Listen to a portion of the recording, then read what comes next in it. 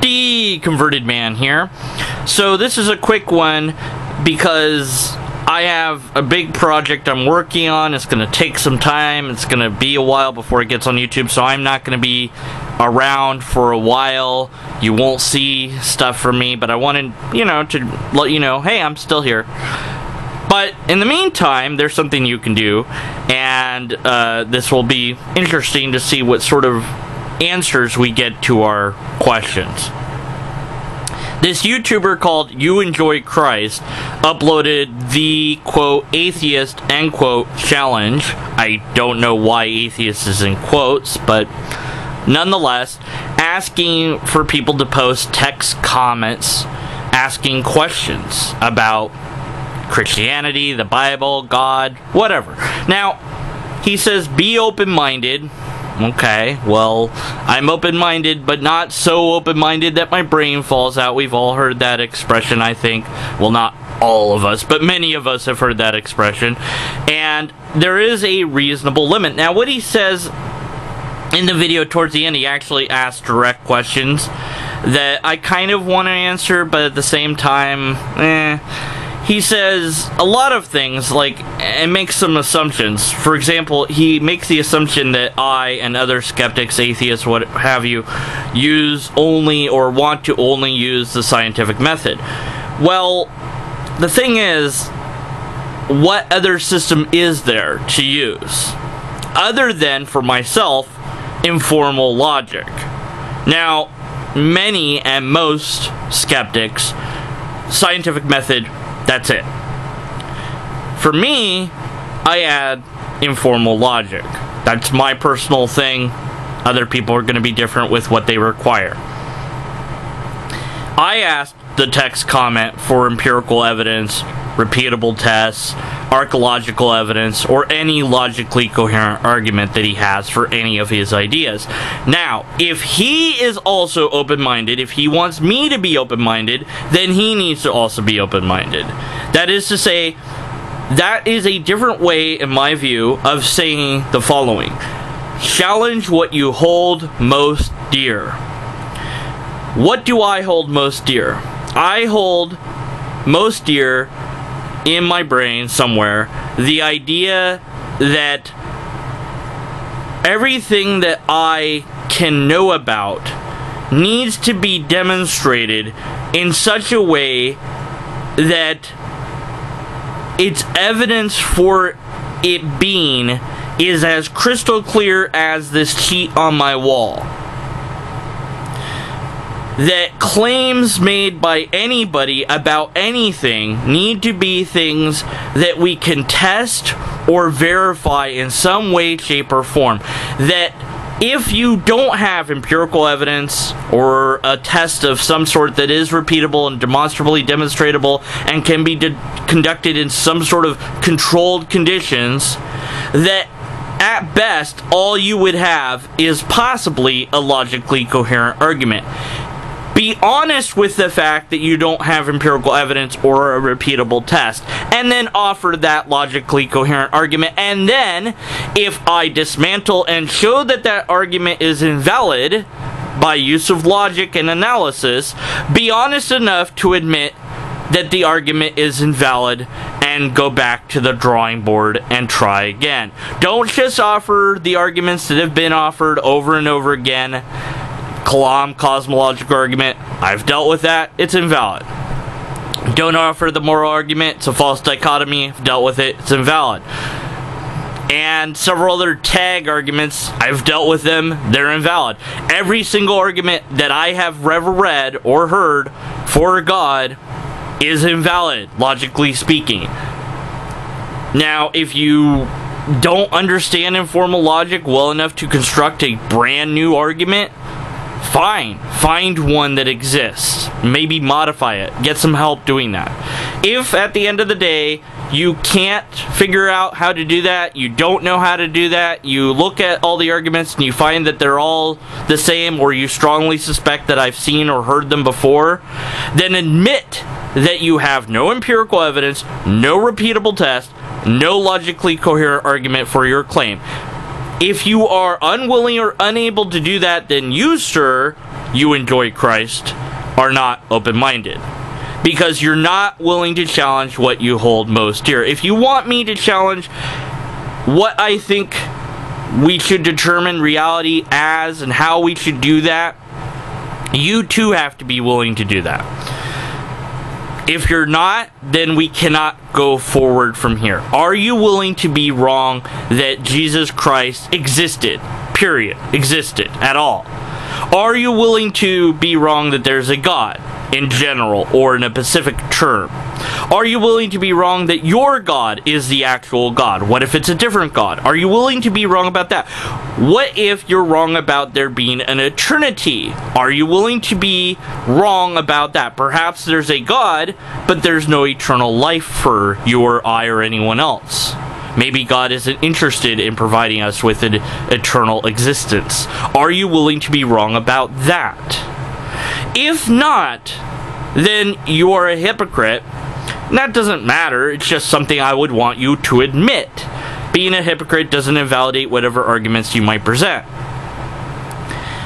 I want you to explain to me how your system works. If we're not using the scientific method, and we're not using informal logic, then what system are we using to determine if something is true? You seem to be suggesting that there's something more to my cognitive process than just chemicals, electrical signals, and so on and so forth. That's an interesting idea. How would we go about demonstrating that that idea is true? It's not just enough to say that it can be true, or it could be true, or it might be true. We need to demonstrate that it is true. What methodology would we employ to find that out? If you want to say that God is supernatural and above and beyond all testing that we can put to it, how do you know that that's the case? You see, the problem is that that moves God back. Every time we ask questions, God retreats further and further. The goalpost is moved back, a logical fallacy. If I ask you to demonstrate God, you can't demonstrate God because he's untestable. Because he doesn't want us humans to test him. That would make us judges of God or some other excuse like that. If we ask for empirical evidence, you might say, well, but how do you explain this or that? Which is an appeal to ignorance. If you say that, well, but how does your brain work? The best we can go with is the data we have.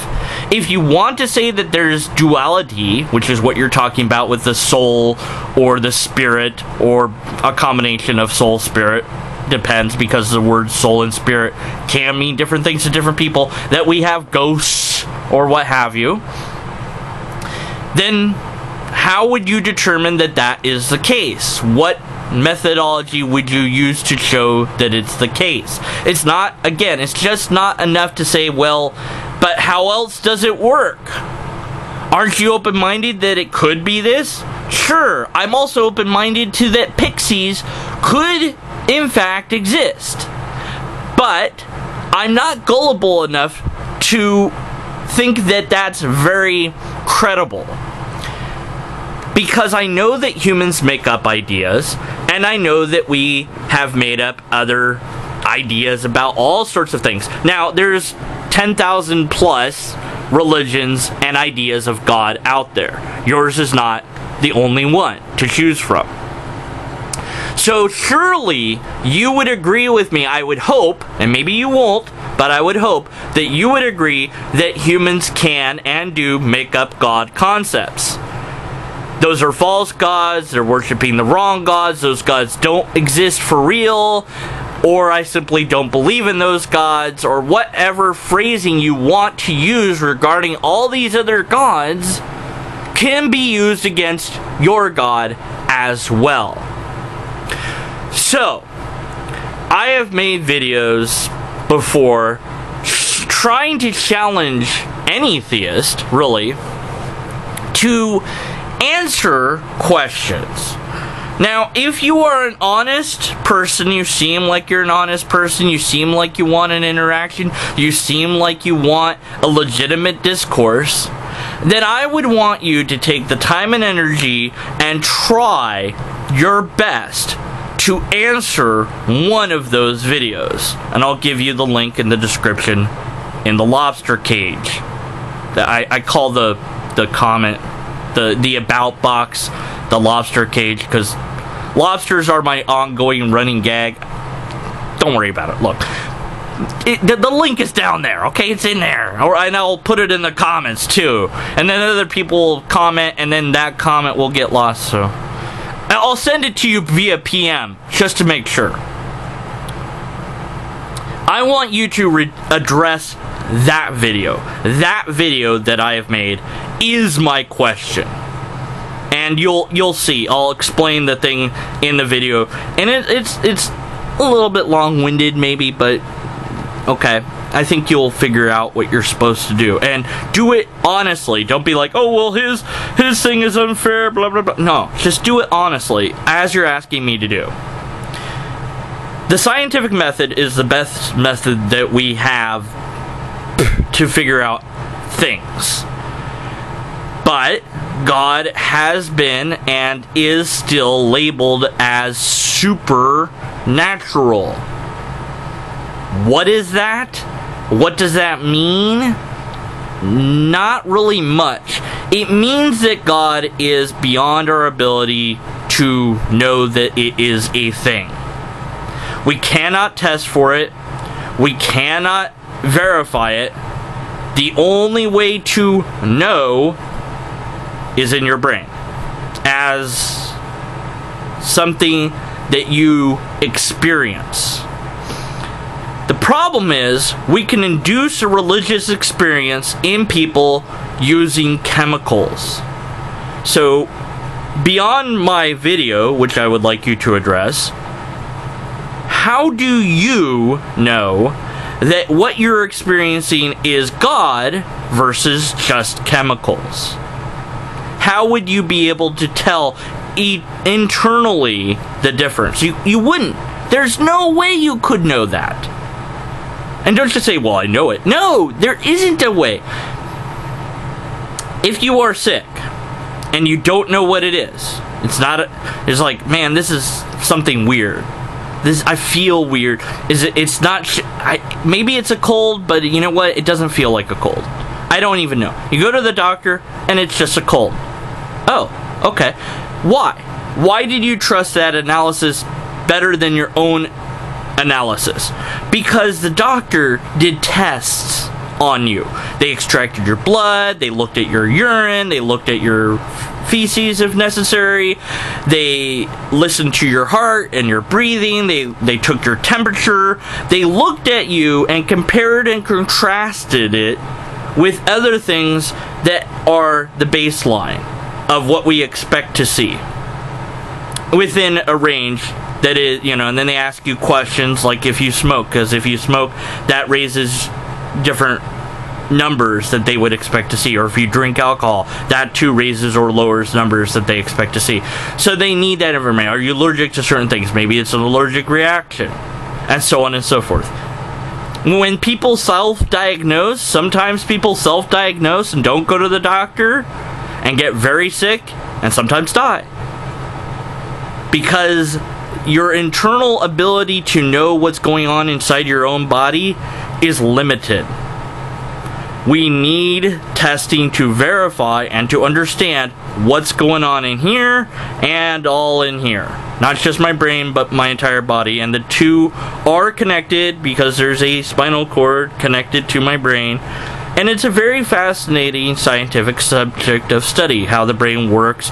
Both you could study neurology and study the mechanics, and you could study psychology, which is the softer science of behavior studies and why we think people behave certain ways.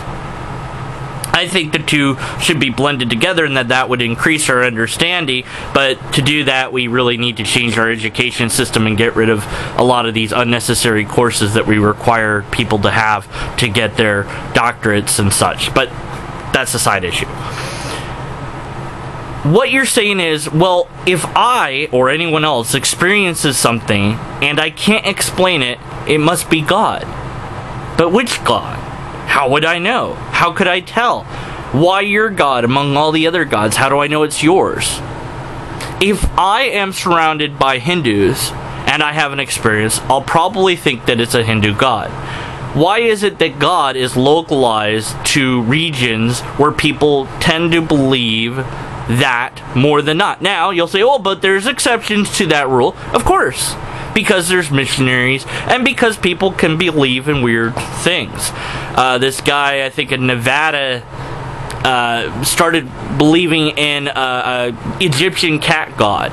Perhaps he had read about this, and just one day he experienced something weird, and that convinced him that the cat god was real.